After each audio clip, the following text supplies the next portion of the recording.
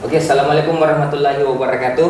Waalaikumsalam. Kita Waalaikumsalam berjumpa lagi warahmatullahi di wabarakatuh. Nafas 10, ngobrol asik masalah seputar after sales. Masih bersama saya Kakak Bams. Tapi kali ini kembali berubah, saya tidak ditemani orang yang ganteng. Iya. Saya ditemani orang yang cantik, Kakak Dwi. Jadi Dwi. ya ini podcast kedua nih bareng podcast Pak kedua Bams. sama- oh iya, dia Podcast kedua. keduanya Iya. bareng saya. Tapi ini nafas yang ke 10, betul. Ah. 10. Kali ini kita bersama narasumber yang menurut saya luar biasa. Tadi Ya. sempat ngobrol sebelum kita mulai. Sebelum mulai. Untuk tidak berlama-lama, silahkan beliau perkenalkan diri dulu. Siap. Ya. Silahkan. Oke, jadi bismillahirrahmanirrahim. Assalamualaikum warahmatullahi wabarakatuh. Waalaikumsalam Ya, selamat pagi Kakak Bams, Kakak Dwi ya. Jadi ini kegiatan yang keberapa ini? Ke-10, ke-10 Pak. ya. Iya, Artinya ke-10. saya narasumber yang ke-10. Nah, selamat pagi juga Kala Friend ya. Jadi perkenalkan saya Fahmi Muiz ya. Jabatan saat ini sebagai kepala bengkel body paint di Kala Toyota Alauddin. Nah, saya bergabung di Kala Toyota itu bisa dibilang sudah cukup lama. Kurang lebih 20 tahun Kakak Dwi. Wow, luar biasa. 20 tahun. Iya, 20 tahun. Iya. Nah, jadi saya bergabung itu kalau berdasarkan surat, saya itu bergabung di 2005. Oke. 2005 secara surat. Saya masih SD Nah, tuh. Masih SD. tapi sebelumnya, 1 tahun sebelumnya, itu saya sudah bergabung sebenarnya di Kala Toyota. Dulu kan namanya masih Haji Kala ya. Ya. Itu tahun 2004, saya sudah bergabung sebenarnya di Haji Kala. Waktu itu statusnya adalah PKL, Kakak Bams. Oke. 2004 PKL. di Di Urip. Urip. Dan di tahun 2020, saya kepala bengkel di Urip. Oh, 5 tahun tuh, Pak. Bukan, 2004 saya PKL di Urip, 2020-nya Jadi kepala bengkel di Urip. Iya. Jadi sejarahnya begitu. Nah, Oke. jadi saya cerita dulu. Nah, jadi 2004 itu sebenarnya saya sudah mulai bergabung. Nah, waktu itu PKL. Jadi sekolahnya saya itu di Kejuruan SMK 5, dulu namanya STM Pembangunan, sekarang SMK 5. Kalau di situ itu kan kita sekolah 4 tahun. 4 tahun ya. 3 tahunnya itu sekolah, kemudian 1 tahunnya itu praktek kerja industri. Nah, waktu itu ya saya memilihnya Toyota dan berhasil diterima PKL di situ.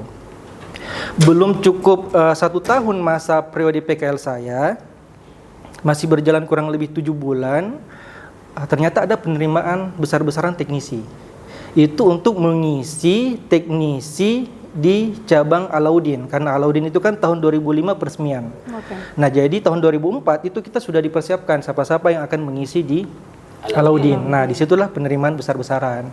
Nah, di tahun itu pun juga ya saya PKL di situ. Saya masih ingat setelah sholat asar itu saya dipanggil langsung oleh GM waktu itu, karena mungkin masih Pak Bams kenal Pak almarhum Robitan.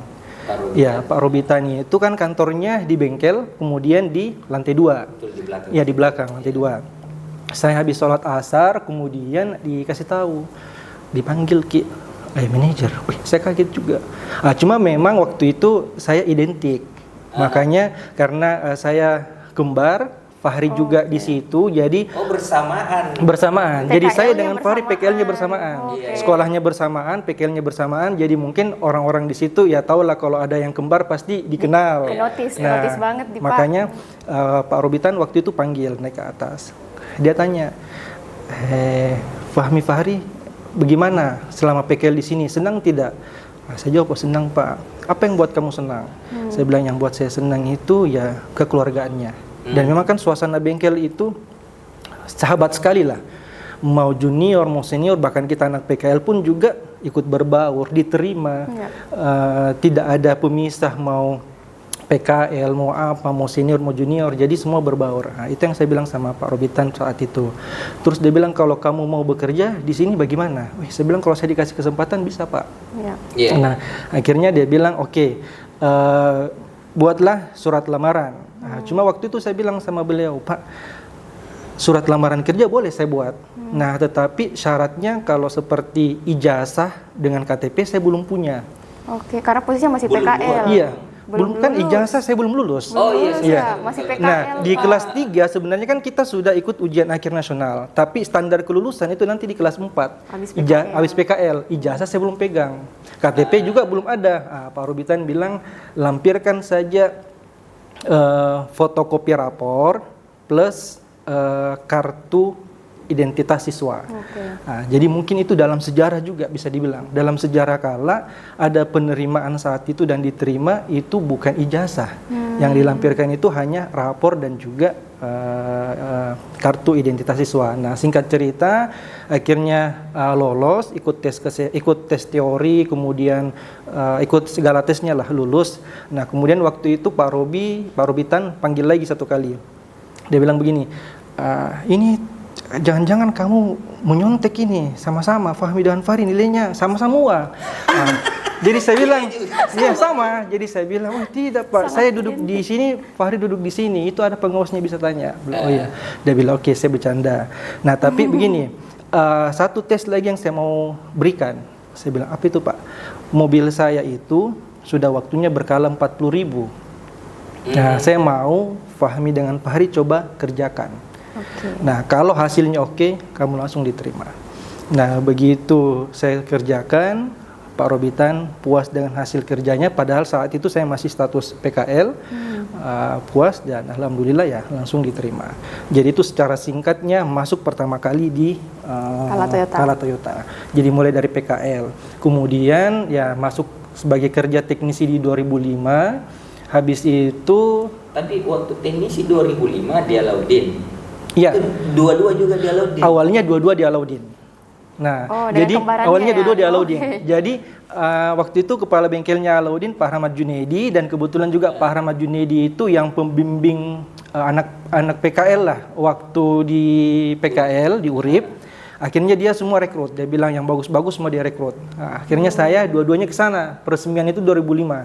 Nah, tahun 2007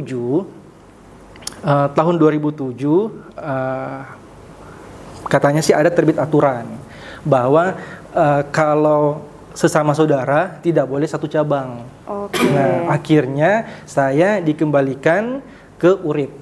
Fahri tetap di Alaudin, saya di Urip. Nah, 2007.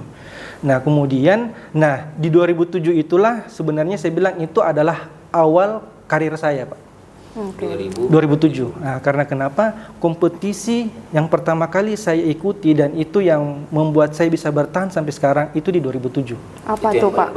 Yang paling berkesan itu adalah skill kontes teknisi. Oke. Nah, jadi saya wakili Urip untuk wilayah regional, kemudian Fahri wakili Alaudin. Ya, kami ketemu di situ bertarung ya untuk pertama kalinya. Jadi pertarungan si kembar lah di situ. Nah, kemudian ada dari Palu, ada dari Kendari. Pokoknya untuk wilayah Makassar waktu itu perwakilannya memang dua, saya dengan Fahri tahun 2007. Itu awal kompetisi saya. Nah, saat itu yang menang juara 1 Fahri. Juara 2 saya. Juara 2. Nah, singkat cerita, ada aturan untuk wakili ke nasional itu kan harusnya yang menang regional kan, menang regional itu harus ke nasional. Nah, begitu ke nasional, range-nya itu kalau tidak salah masih ada 6 bulan setelah diadakan kompetisi yang regional ini.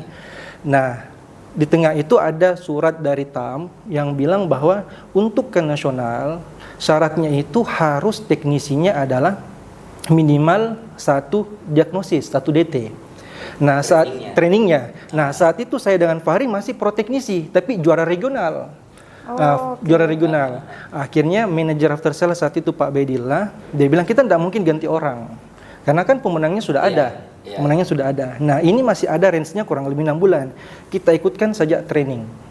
Nah, tapi Pak Bedillah bilang, jangan hanya Fahri yang diikutkan. Dua-duanya diikutkan. Nah, makanya kalau mungkin Pak Kakak Bams dan Kakak Dwi ke TAM, terutama mungkin yang bagian training, mereka itu pasti kenal saya juga. Karena kenapa? Ya itu identik. Berkesan ya, Pak. Kembar-kembar sama training semua. Juara 1-2 lagi di regional. Di regional. Nah, kemudian yang lebih wow lagi menurut saya saat itu, karena manajer after sales saat itu Pak Baidillah bilang, saya mau ini langsung ikut training akselerasi 3DT. Wah. Jadi langsung setelah, jadi saya itu 3 bulan di sana. Selesai training DT chassis, 1 bulan selesai, bulan kedua langsung lanjut DT engine, bulan ketiga langsung lanjut DT elektrikal. Pantas dikenal nih. Betul. 3 bulan tidak pulang. Nah, kemudian itu juga sejarah di Kala dan sejarah di nasional, bahwa ada training akselerasi yang diikuti.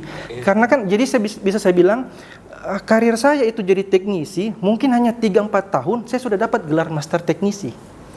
Padahal orang kalau mau mengikuti prosedurnya, itu bisa dibilang 10 tahun bahkan lebih. Lebih. Karena kenapa? Dulu itu kalau aturannya, kalau setelah training DT misalnya, tahun depannya itu harus tryout dulu, tidak langsung sertifikasi. Lolos tryout, tahun depannya baru sertifikasi. Kalau sekarang kan mungkin dipercepat sertifikasinya. Jadi bisa saja satu training itu 3 tahun baru bisa.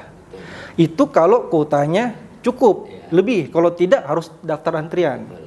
Saya training akselerasi itu langsung saya ikuti.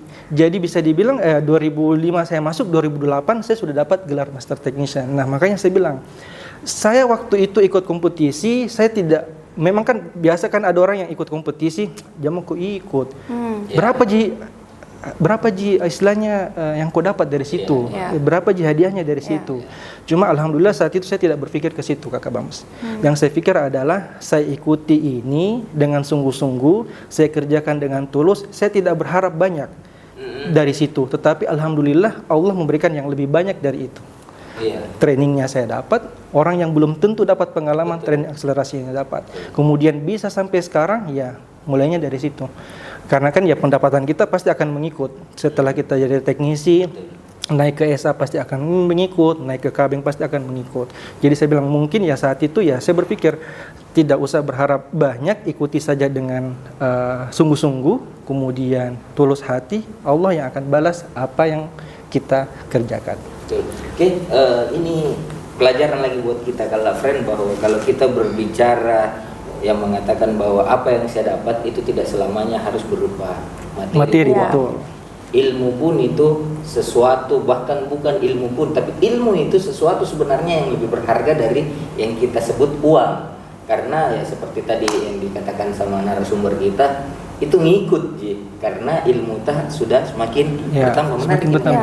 Asetnya jadi ini Pak ya, kayak itu ilmu tuh kayak aset yang nggak bakal ada habisnya sebenarnya, dan bakal dibawa kemanapun kita pergi. Mungkin saya penasaran Pak Fahmi, kan peluangnya sebenarnya sama semua tuh untuk teknisi ikut kontes dan lain-lain. Nah pada saat itu apa sebenarnya yang memotivasi, kenapa pengen ikut gitu Pak? Pada saat itu. Nah, jadi memang mungkin ya pertama dari karakter saya dulu, Kak Adi. Karakter saya itu mungkin memang dari sejak sekolah itu memang sering termotivasi untuk harus lebih baik. Harus lebih baik dari orang lain, harus sering ikut kompetisi. Nah, dari SMP saja ikut kompetisi, kayak dulu kan ada yang cerdas cermat. Nah, itu saya ikuti. Kemudian dimasuk di SMK ada juga dari SD saja ada lomba matematika, saya juga minat untuk ikuti. Kemudian di SMK ada yang namanya lomba keterampilan siswa, saya juga ikuti. Jadi memang dari diri saya juga itu memang mau saya harus memotivasi diri saya bisa memberikan yang terbaik, dan saya tidak berharap materi, tapi insya Allah dengan sungguh-sungguh saya kerjakan, Allah yang akan memberikan itu semua kepada saya. Jadi challenge-nya untuk meningkatkan kemampuan diri. Ikut lomba. Ikut lomba. Nah, ikut itu. Nah, jadi memang ada hal yang saya lakukan selama bekerja di Kala, itu 2 hal. Yang saya bilang mungkin bisa tips yang bisa saya berikan kepada teman-teman ketika ingin karirnya bagus. Ya. Ada 2 hal yang selama ini saya lakukan. Yang pertama itu tadi, jangan takut ikut kompetisi. Menang, kalah itu adalah hal yang lumrah dalam kompetisi. Yang kita dapatkan di situ adalah pengalamannya. Kemudian ketika kita ikut kompetisi seperti ini, manajemen pasti akan kenal kita.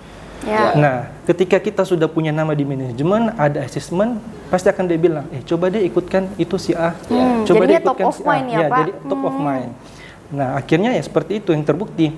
Teknisi saya tidak lama, dari 2005 sampai 2008, kemudian 2008 SA. SA pun saya hanya 1 tahun, kemudian naik jadi supervisor tahun 2011, 2012 sudah menjadi kepala bengkel. Jadi di usia 26 tahun saya sudah menjadi kepala bengkel. Kabeng 2026. Itu yang pertama. Sebenarnya janganlah takut untuk ikut kompetisi supaya kita bisa mendapatkan pengalamannya dan juga nama kita akan dikenal oleh manajemen.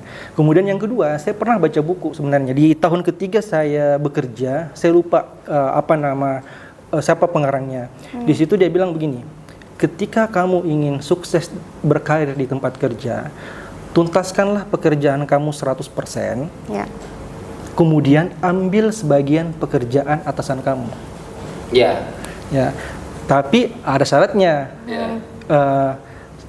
Pekerjaan kita yang memang kita harus tuntaskan dulu 100%. Jangan sampai belum beres pekerjaan kita, kemudian kita sudah ambil pekerjaan yang lain.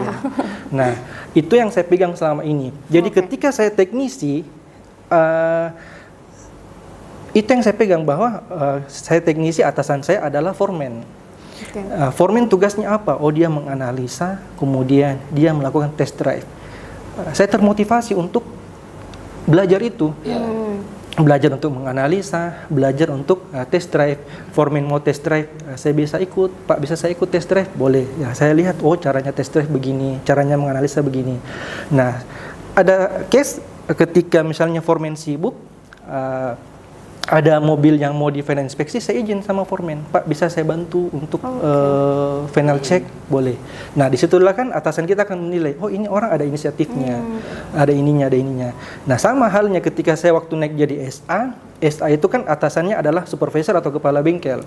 Pekerjaan apa yang bisa saya ambil dari situ? Oh, saya coba bantu buatkan laporan bulanan, saya bantu buatkan laporan laporan lead time saat itu, laporan kaizen saat itu yang saya bantu. Jadi ketika berada di posisi misalnya kayak dari kepala bengkel, minimal pekerjaan itu sudah ada saya tahu sedikit sebelum kepada posisinya. Nah, itu yang 2 hal yang saya lakukan. Oke, jadi menarik 2 hal yang saya lakukan. Saya pastikan bahasanya kalau saya mau tangkap, wajibnya selesai, dilakukan baru sunnahnya. Jadi kalau ingin mendapatkan lebih, wajib selesai, ambil sunnahnya. Jadi pekerjaan mandatori saya selesai, upgrade diri saya adalah bagaimana saya tahu apa yang dilakukan atasan saya. Jadi sebelum menduduki posisi itu, paling tidak saya sudah tahu, oh seperti ini pekerjaannya. Betul, seperti ini pekerjaannya. Jadi simpelnya kita bilang, layakkan dulu diri kita, pantaskan dulu diri kita untuk mengisi posisi itu, karena akan mengikuti ketika itu pantas. Jadi bahasanya manajemen butuh warna merah, yang di bawah ini kita sudah tahu, oh ini yang warna merah, ini mendekati, pun kalau tidak warna merah akan kita bilang ini mendekati warna merah. Luar biasa perjalanan hidup dan karir dia. Jadi SA itu di cabang?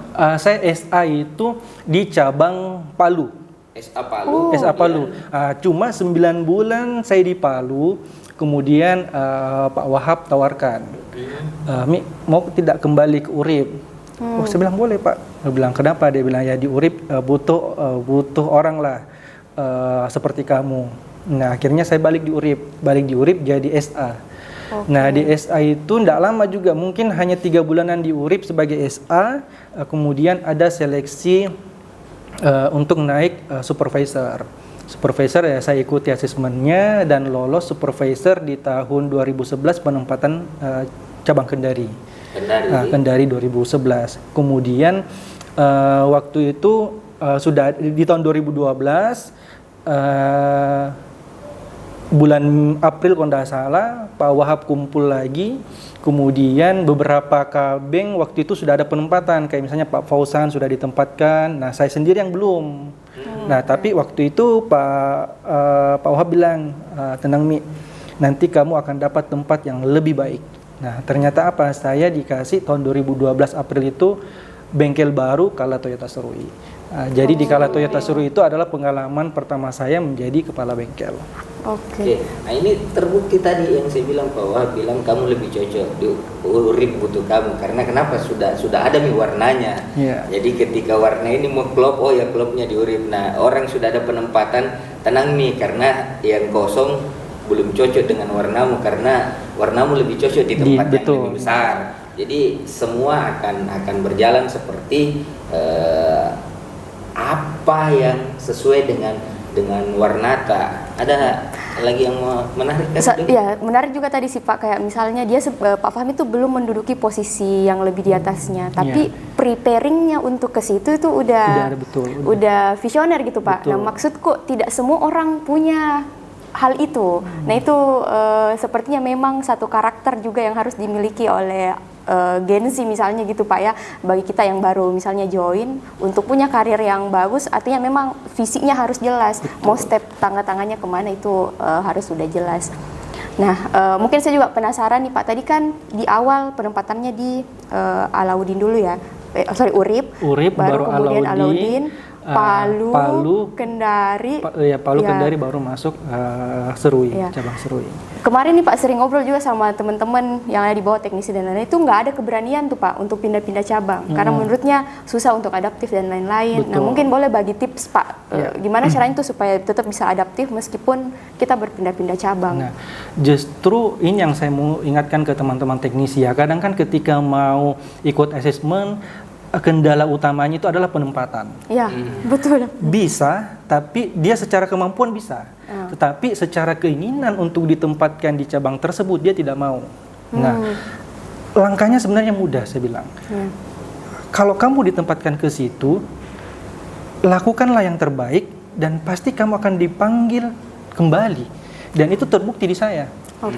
Saya juga pernah merasa, saya bilang, saya ini bagus Kak begitu ya. Kenapa ditempatkan Kak di Palu?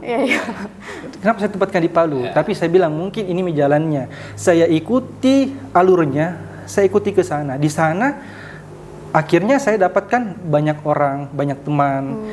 Toh kalau misalnya saya tidak ke sana, mungkin sampai sekarang saya tidak mengenal orang-orang yang ada di Palu. Saya tidak mengenal karakter-karakter orang yang ada di sana. Nah, ketika sampai di sana, saya lakukan yang terbaik. Ternyata seperti yang bilang Pak Wahab telepon, kau mau kembali ke Urip? Kalau mau, ayo. Nah, artinya ketika kita berikan yang terbaik buat perusahaan itu akan melirik, manajemen akan melirik. Oh, ini orang sebenarnya bagus dan dia tidak cocok di situ. Dia lebih cocok di tempat ini. Kembalikan.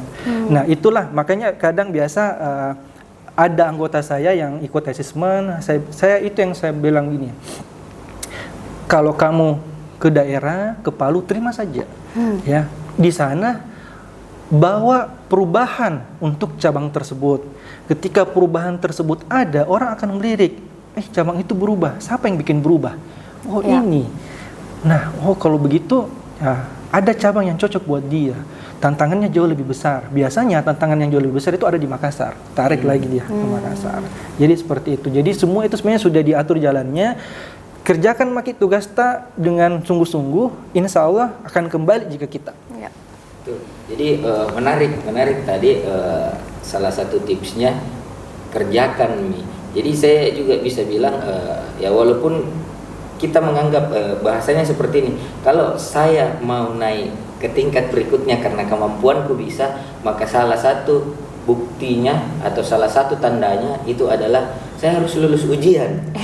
Nah, ditempatkan di tempat yang tidak kita suka, padahal menurut kita kemampuan tak bisa lebih dari itu, tapi tidak akan terbukti tanpa ada ujian. Jadi kita bilang, kalau soal anak kelas 6 SD bisa saya kerja, walaupun saya waktu masih kelas 1 berpikiran seperti itu, tapi salah satu buktinya bahwa saya bisa itu adalah harus lulus ujian. Nah, ditempatkan di tempat yang kita tidak suka, itu ujiannya. Oke, nah menarik sekarang perjalanan karir dan lain-lainnya yang saya ingin tanyakan, itu Kaizen pertama yang kita buat itu apa? Menarik. Kaizen yang pertama kali saya buat ya. Jadi sebenarnya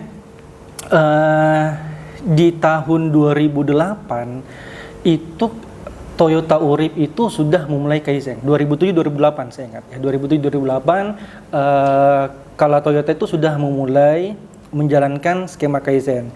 Tapi waktu itu memang kita hanya lebih sering pengambilan lead time. Misalnya, di penerimaan, lead time penerimaan SA itu stagnasinya ada di mana. Kemudian di lead time produksi yang tadinya 2 jam bisa tidak di-reduce menjadi 1 jam. Karena ketika di-reduce 1 jam, berarti otomatis makin banyak mobil yang bisa kita kerjakan. Nah, itu ilmu Kaizen yang pertama kali saya dapat. Nah, kemudian yang saya terapkan pertama kali, Kaizen yang pertama kali saya angkat itu ketika justru menjadi kepala bengkel di tahun 2012.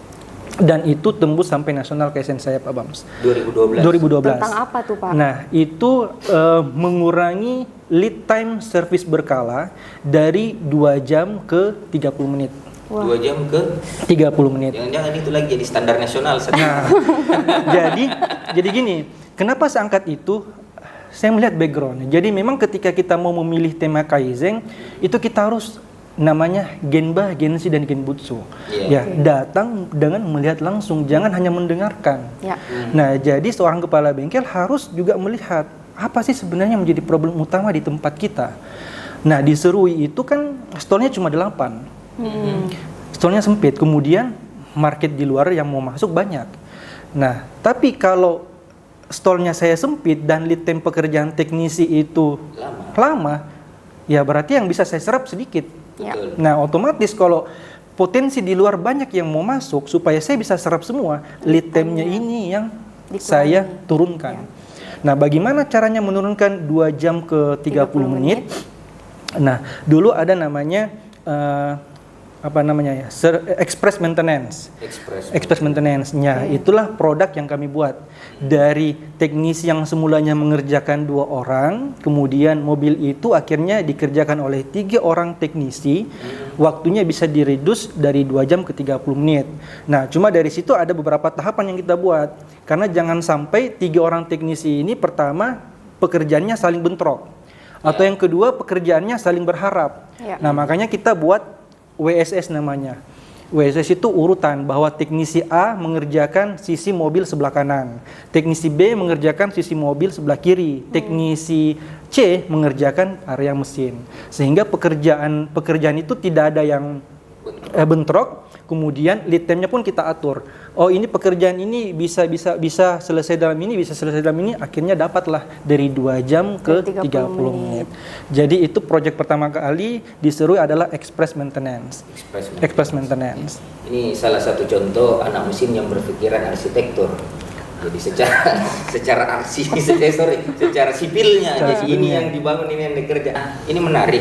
Tadi yang kita katakan bahwa saya sering mengambil sebagian tugas dari atasan saya. Nah, sekarang kan kita ada di posisi kepala bengkel. Pasti ada beberapa pekerjaan yang akan kita ambil dari atasan. Kita kepala cabang. Nah, apa itu yang kita kaizenkan dari itu? Oke, Pak Wams. Jadi sedikit saya cerita ya. Di posisi kepala bengkel sekarang ini, di 3 tahun terakhir, pekerjaan yang bisa saya bantu ke kepala cabang itu terutama dari sisi penjualan tentunya. Ya. Nah, Kaizen yang saya angkat di tahun 2023 itu di cabang Urip waktu itu bersama dengan Pak Ruli yang kita kenal dengan konsep TCM. Trade Cycle Management. Konsep TCM ini adalah konsep dari TAM. Nah, cuma pada saat itu kita mencoba untuk menyempurnakan. Apa yang kita sempurnakan? Kaizen yang kita angkat waktu itu adalah membuat tools monitoring yang kita namakan dengan UCare Dashboard. UCare Dashboard. UCare itu ya singkatan dari Urip Care Dashboard. Nah, Infinity Loop di TCM itu kan sudah ada. TCM ini kan tujuan utamanya adalah bagaimana kolaborasi antara sales, after sales, used car hingga kepada auto expert. Nah, konsepnya ada, tetapi yang kita butuhkan sekarang adalah bagaimana menyambungkan ini melalui tools. Nah, makanya kita buat yang namanya UCare Dashboard tersebut. Nah, di UCare tersebut itu bisa digunakan oleh semua tim di cabang. Mulai daripada kepala cabang, kepala bengkel, supervisor, sales dengan SA bahkan bisa. Bahkan SA pun bisa. Iya, itu kan skemanya sistemnya Google Studio, bisa di aplikasi lewat handphone juga, bisa di tablet juga. Nah, di tools itu ada menu sales, ada menu after sales, dan ada menu admin, ada menu used car dan auto expert. Nah, mungkin sedikit saya cerita, apa sih menu yang ada di dalamnya. Nah, kalau di menu sales itu di situ ada history penjualan masing-masing salesman. Nah, kemudian ada juga analisa market. Nah, tools ini digunakan oleh supervisor saat briefing pagi. Nah, kan kadang mungkin supervisor bingung, apa sih yang harus saya berikan bahas ke sales saya pada saat briefing. Ini tools ini bisa mereka gunakan. Bahannya, dia akan munculkan misalnya, supervisor akan munculkan ini, sales A, jualan kamu di 3 tahun terakhir itu seperti ini. Atau contoh misalnya, saat ini unit yang banyak stoknya itu RAS misalnya. Nah, RAS ini harus dijual. Bagaimana caranya RAS ini bisa dijual? Bisa kita lihat dari tools itu, analisanya. Oh, contoh misalnya, tahun kemarin RAS itu banyak terjual di daerah mana, kecamatan mana. Kemudian rata-rata pekerjaannya apa? Oh, misalnya swasta. Oh, kalau swasta berarti kantor swasta, salesman itu punya arah untuk canvassing. Saya harus ke kantor-kantor swasta. Karena trennya dulu kalau mau laku jualan RAS itu datangi pegawai swasta. Atau misalnya di kecamatan mana? Di kecamatan Biringkanaya misalnya. Di sini yang paling banyak orang beli RAS. Penduduknya di sini banyak. Nah, sales itu bisa canvassing ke area situ. Jadi mereka itu tidak canvassing buta-buta. Pagi hari ada trennya Pak ya. Dilihat, oh di sini, coba kamu cari jualan di daerah sini karena trennya kita ada di situ. Nah, kemudian kaitannya dengan after sales, sekarang kan ada program T-Care. Nah, program T-Care. T-Care itu diwajibkan customer untuk datang 6 bulan. Nah, salesman punya kewajiban untuk mengingatkan customernya 6 bulan yang lalu. Tapi kan tentu biasa salesman lupa, yang mana sih customer saya yang harus saya follow up. Nah, di tools itu muncul. Begitu dia klik after sales akan muncul T-Care retention. Akan diklik lagi, muncul lagi nama salesnya, akan dilihat lagi. Sales ini customernya yang belum datang ini. Nah, tolong bantu follow up. Nah, jadi kolaborasi sales dan after sales ada di situ. Nah, peranan kami di sales, tiap hari unit yang masuk di URIP baik di JAR maupun di BP itu bisa berkisar 80 unit, ya 80-an unit lah per hari. Nah, masa iya dalam 80 unit per hari itu tidak ada customer yang potensi untuk trade in? Nah, makanya tools itu yang kita manfaatkan. Kita bikin kualifikasi yang mana potensi customer trade in. Jadi after sales punya karakter customer yang karakter mobil yang bisa trade in itu ini. Ketika mendapati seperti itu, apa salahnya kita basa-basi menawarkan? Jangan sampai dari yang kita tawarkan mereka tertarik. Nah, kemudian di tools itu, yang di toolsnya used car itu ada namanya harga acuan. Misalnya ada customer punya mobil Avanza tahun 2018. SA kita kan tidak tahu harga pasarannya berapa. Nah, kalau mau dapat informasinya, silakan buka tools itu, akan muncul informasi, oh harga pasarannya sekian. Walaupun mungkin nanti akan ada plus minus ya, tapi minimal SA kita sudah kasih gambaran. Nah, begitu dia deal, SA akan menginput data tersebut di tools tersebut. Nah, tools database itu nanti akan dilempar ke used car dengan sales. Sales lah yang akan mengkonfirmasi. Jadi data itu akan terus.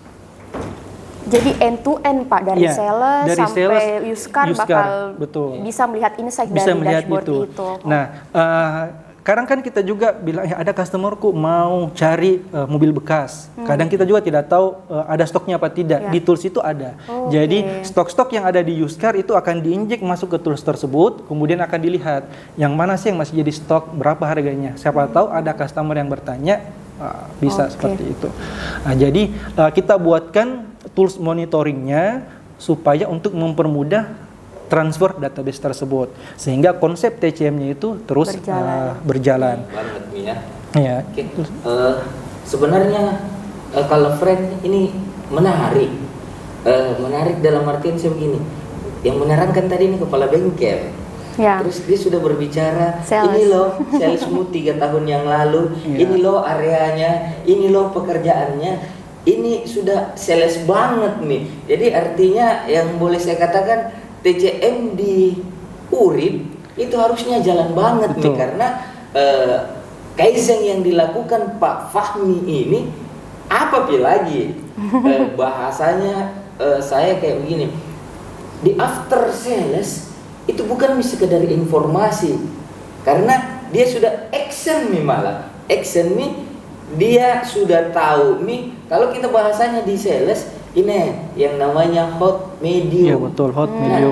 dia sudah bilang nih, ini kategorinya akan jadi hotkey, dan yang tahu itu SA, dan dia sudah menawarkan. Dan ketika menawarkan mau sudah diinput nih bahasanya, kalau dalam sepak bola dia mau kasih koyang badanmu, karena itu bola mantul sendiri masuk. Apalagi, nah ini luar biasa, karena pemikiran seorang kepala bengkel yang sudah berpikir cabang. Ya. Nah, bagaimana kalau kepala bengkel tidak semua seperti ini?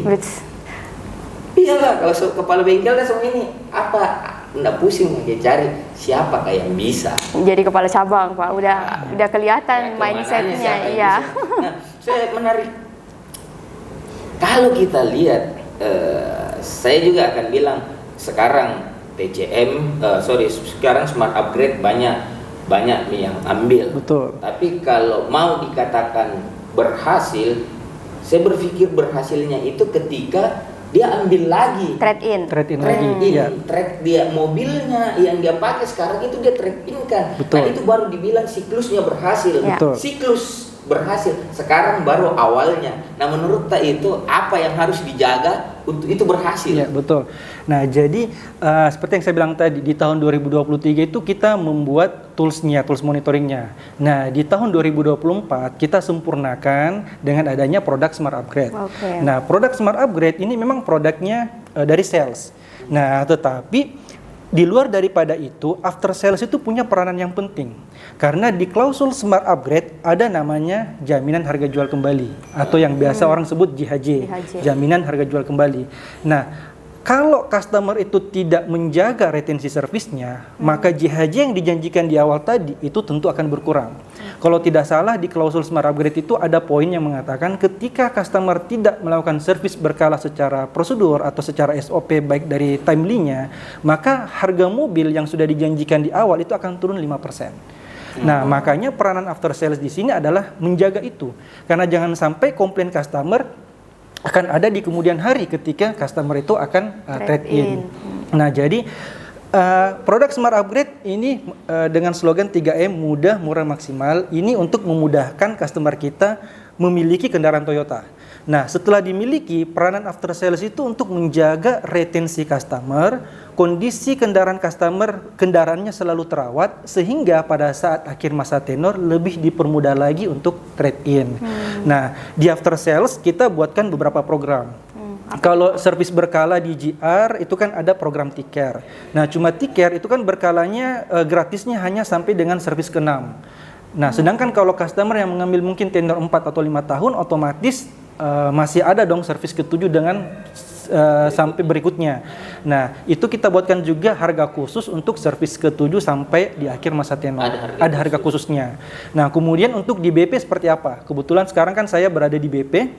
Nah, kita juga membuat selain kendaraan itu di cover oleh asuransi secara all risk, kita juga buat yang namanya paket BP maintenance. Nah, jadi ketika customer itu melakukan perawatan berkala 6 bulan di GR, peranan SA kami di BP juga melakukan pengecekan keliling. Kalau toh ternyata hasil pengecekannya tidak ada lecet, kita akan berikan dia free BP maintenance. Seperti apa? Ada produk pembersihan jamur kaca, ada produk pembersihan di dalam cleaning, ada interior, ada engine mesin, itu setiap kelipatan ada itemnya. Itu yang kita berikan free. Nah, kalaupun misalnya di hasil WAC-nya ternyata lecet, nah inilah yang akan kita arahkan ke asuransi untuk klaim. Tujuannya itu tadi, lecet kecil pun ya kalau bisa segera diperbaiki supaya nanti di akhir masa tenor betul-betul kendaraannya itu akan sesuai yang diharapkan. Nah, cuma memang penting bagi salesman kita untuk mengedukasi di awal. Karena jangan sampai salesman itu hanya menjual ini produk Smart Upgrade. Cicilannya murah, DP-nya bisa dibayar 2 kali. Dia tidak menjelaskan apa efek dampaknya ketika dia tidak retensi servis. Nah, kadang di situ yang miss-nya. Nah, makanya di kita juga sering mengingatkan, tolong salesman bantu reminder customer-nya per 6 bulan dengan monitoring yang tadi. Jadi Kaizen yang tahun 2023 dan 2024 ini berlanjut. Monitoring yang ada di awal itu kita lanjutkan untuk memonitor, oh ini customer sudah mengerjakan berkalanya atau belum. Kalau belum kita undang. Kalau sudah, bagaimana dengan perawatan BP-nya. Kalau memang belum, ya kita ini. Tujuannya itu tadi.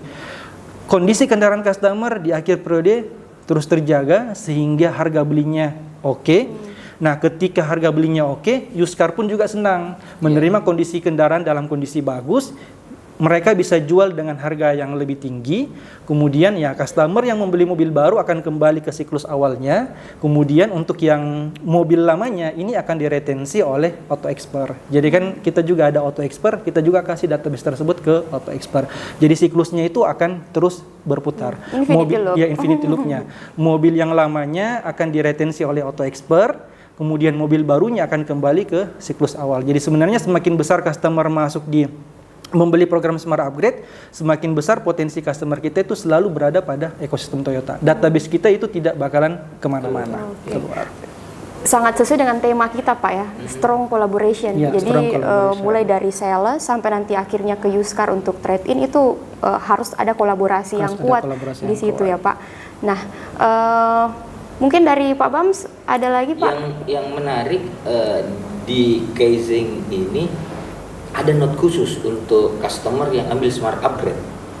Ada ya? Iya ada. Ya. Jadi supaya SA kita juga tahu bahwa ini customer Smart Upgrade, itu di sistem DMS itu sudah diberikan penanda. Ada namanya field action. Jadi ketika dia tahu ini customer Smart Upgrade.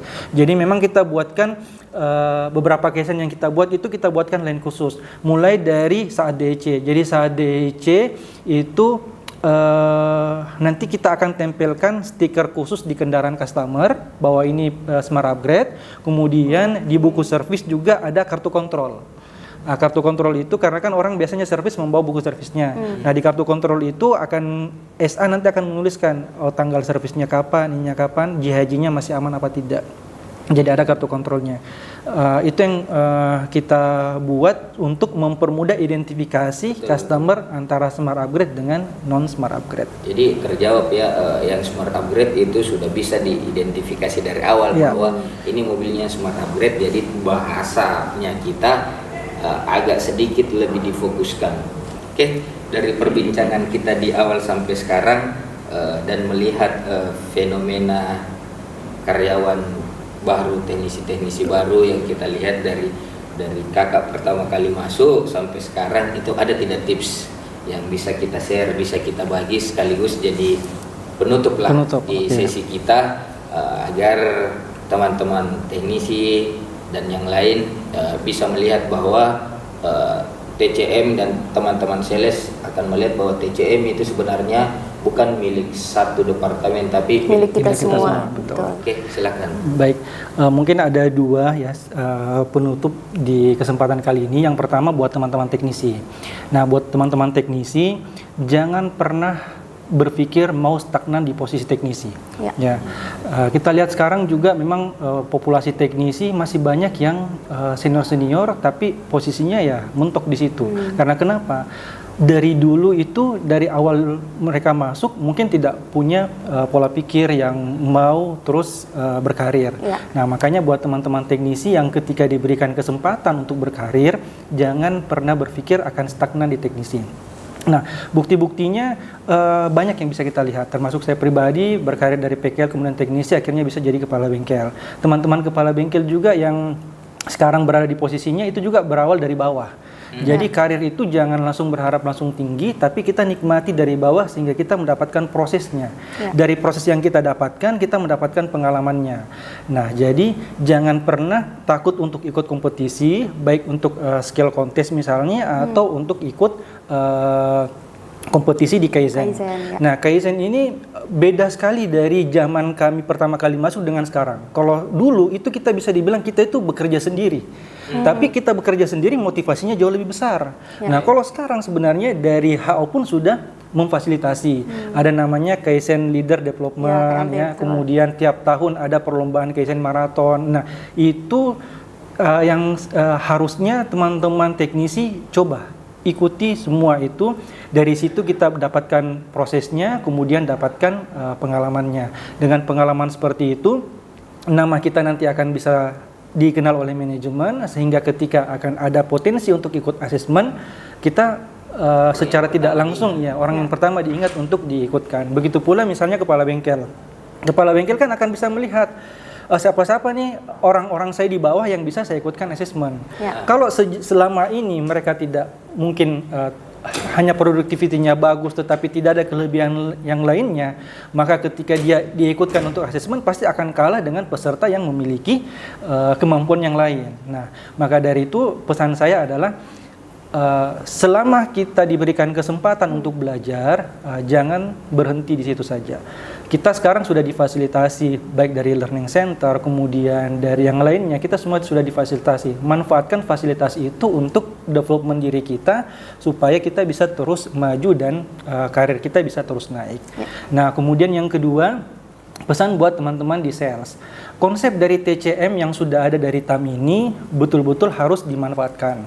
Masih banyak ruang-ruang improvement yang kita bisa lakukan. Yang tadi saya bahas menyangkut masalah tools, kemudian menyangkut masalah kolaborasi sales dan after sales, itu hanya bagian kecilnya Kakak Bams. Di luar dari itu masih banyak potensi-potensi, celah-celah yang kita bisa lihat yang mana akan menjadi potensi untuk kita bisa improve untuk meningkatkan penjualan. Nah, salesman jangan hanya melakukan aktivitas harian seperti canvassing, kemudian ini, tapi cobalah terus melakukan improve. Kalau selama ini canvassingnya tidak terarah, cobalah lakukan canvassing yang terarah. Supaya yang tadinya waktunya habis terbuang, ini bisa direduce dengan aktivitas-aktivitas yang lain. Terus meningkatkan pengetahuannya baik dari sisi komparasi produk, supaya ketika disandingkan dengan kompetitor yang lain juga bisa memiliki pengalaman-pengalaman untuk mengcounter apa sih kekurangan dan kelebihan dari produk kompetitor. Nah, mungkin dua hal itu yang menjadi penutup saya pada kesempatan kali ini ya. Terima kasih Kakak Bams, Kakak Dwi. Mudah-mudahan masih ada episode yang lain yang bisa kita bahas ya, episode kita bahas. Nah, kemudian yang terakhir, mungkin tadi kan dua, ini yang terakhir.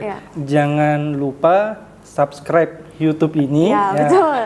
Dan like, comment, and share ya, supaya semakin banyak orang yang menonton, semakin banyak orang yang komen, semakin banyak yang terinspirasi ya, sehingga ya ini kan salah satu metode untuk menginspirasi orang lain kan.